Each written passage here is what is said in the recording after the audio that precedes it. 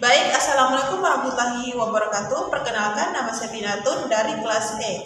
Jadi di sini saya akan menjelaskan mengenai konsep kurikulum merdeka dan juga pembelajaran mendalam. Pertama-tama saya akan menjelaskan apa itu kurikulum. Kurikulum adalah rencana besar yang mengatur seluruh proses pendidikan. Kata kurikulum berasal dari bahasa Latin yaitu cur yang berarti jalur yang ditempuh.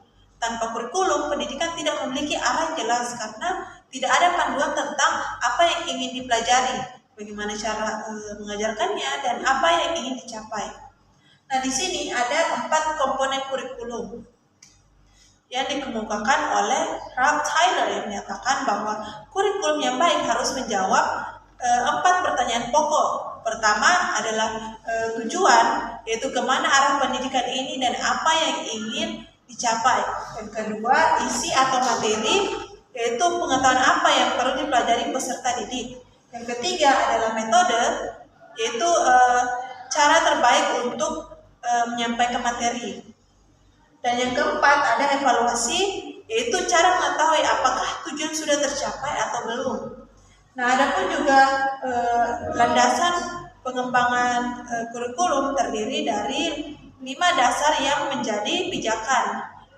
Yang pertama ada filosofis yang berkaitan dengan nilai dan pandangan hidup bangsa di Indonesia berlandaskan Pancasila. Ada juga psikologis yang memastikan kurikulum sesuai dengan tahap perkembangan peserta didik mengacu pada teori Piaget dan Vygotsky. Ada juga sosiologis dan budaya memastikan kurikulum mencerminkan nilai dan kearifan lokal masyarakat.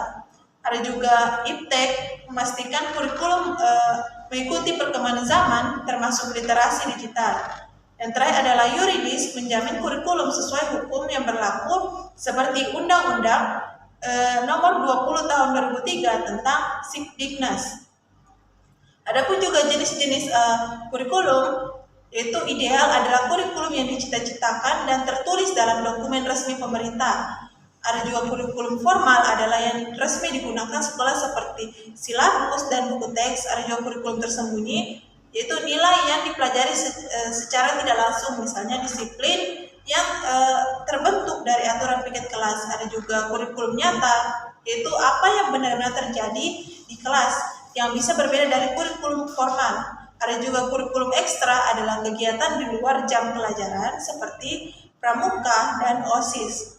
Selanjutnya latar belakang kurikulum merdeka lahir karena 3 masalah besar dalam pendidikan Indonesia. Yang pertama yaitu pandemi COVID-19 yang menyebabkan learning loss, membuat kemampuan belajar peserta didik itu menurun drastis. Kurikulum 2013 dinilai terlalu padat sehingga guru tidak punya waktu untuk memastikan pemahaman yang mendalam. Selain itu, data bisa menunjukkan kemampuan literasi dan numerasi peserta didik Indonesia masih tertinggal secara global. Lalu, filosofi kurikulum merdeka berlandaskan pemikiran Ki Hajar Dewantara yang percaya bahwa pendidikan harus memerdekakan peserta didik. Guru harus menjadi teladan di depan, motivator di tengah, dan pemberi dorongan dari belakang. Selanjutnya ada profil pelajar Pancasila. Nah, tujuan utama kurikulum merdeka yang terdiri dari 6 dimensi, yaitu beriman dan berakhlak mulia, artinya peserta didik memiliki hubungan yang baik dengan Tuhan, sesama, dan alam. Ada juga berkebinekaan global, artinya menghargai keragaman sekaligus terbuka terhadap dunia. Ada juga bergotong royong, artinya mampu bekerja sama dan peduli terhadap sesama. Ada juga mandiri, artinya bertanggung jawab penuh atas proses belajarnya sendiri. Adapun juga bernalar kritis, artinya mampu menganalisis informasi secara objektif. Selanjutnya ada kreatif, artinya mampu menghasilkan gagasan dan solusi yang orisinal. Selanjutnya ada perangkat ajar, yaitu kurikulum merdeka terdiri dari CP, ATP, modul ajar, dan asesmen. Capaian pembelajaran atau CP adalah target kompetensi yang harus dicapai per fase. Berbeda dari K13 yang per kelas sehingga lebih fleksibel. Alur tujuan pembelajaran atau ATP adalah urutan tujuan belajar yang dirancang guru berdasarkan CP.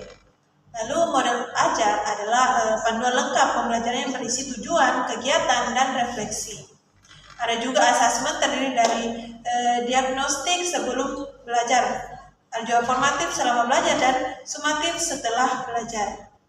Selanjutnya, sistem fase digunakan karena setiap peserta didik berkembang dengan kecepatan yang berbeda-beda. Fase A untuk kelas 1 dan 2, fase B untuk kelas 3 dan 4, fase C untuk kelas 5 dan 6, fase D untuk SMP, dan fase E dan F untuk SMA. Nah, dengan sistem ini, guru tidak harus memaksakan semua peserta didik berada di level yang sama dalam waktu yang sama. Lalu kita ke pembelajaran mendalam, yaitu pendekatan yang menekankan pemahaman sejati.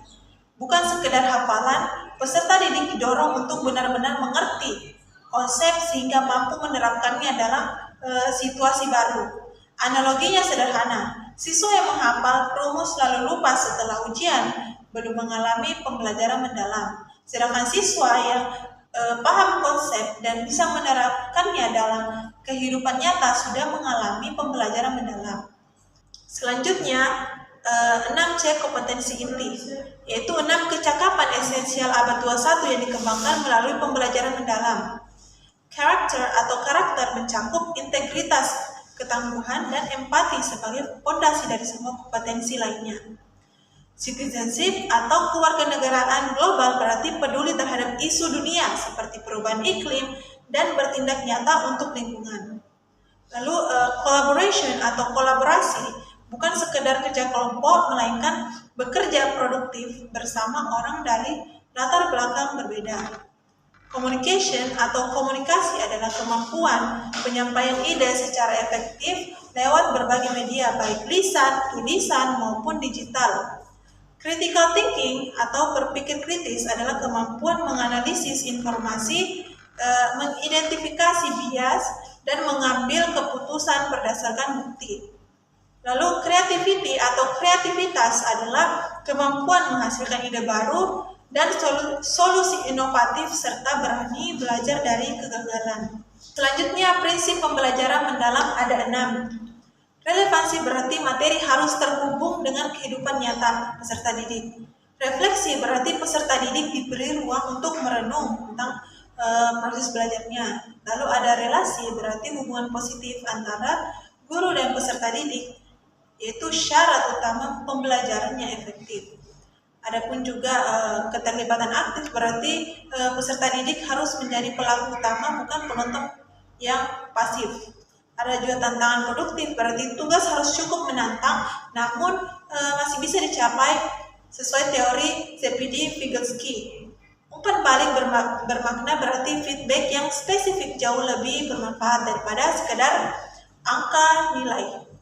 Selanjutnya, strategi pembelajaran mendalam terdiri dari berbagai metode, yaitu project-based learning adalah belajar melalui mengerjakan proyek nyata. Lalu problem-based learning adalah belajar yang berangkat dari masalah nyata yang harus dipecahkan. Ada juga inquiry-based learning mendorong peserta didik menyelidiki dan menemukan pengetahuan sendiri, seperti ilmuwan. Lalu flip classroom membalik pola belajar di mana materi dipelajari mandiri di rumah dan waktu kelas digunakan untuk diskusi mendalam. Lalu Sokratif seminar adalah diskusi berbasis pertanyaan terbuka yang melatih kemampuan berpikir kritis. Nah, peran guru dalam pembelajaran mendalam mengalami pergeseran yang sangat signifikan. Guru tidak lagi berperan sebagai sage on the stage, yaitu ahli yang hanya ceramah di depan kelas, melainkan menjadi guide on the side, yaitu fasilitator, motivator, dan coach yang mendampingi dan membimbing proses berpikir peserta didik agar mereka mampu menemukan dan membangun pemahamannya sendiri. Jadi hubungan deep learning dengan kurikulum merdeka sangat erat karena keduanya ini saling melengkapi. Kurikulum merdeka menyediakan kerangka strukturalnya, sedangkan deep learning menyediakan pendekatan cara mengajarnya. P5 dalam kurikulum merdeka adalah wujud nyata dari deep learning. karena peserta didik mengeksplorasi isu autentik secara lintas disiplin. Dan profil pelajar Pancasila adalah hasil akhir yang ingin dicapai melalui penerapan keduanya secara bersama-sama. Jadi itulah tadi penjelasan saya mengenai konsep kurikulum merdeka dan deep learning. Semoga dapat dipahami dengan baik.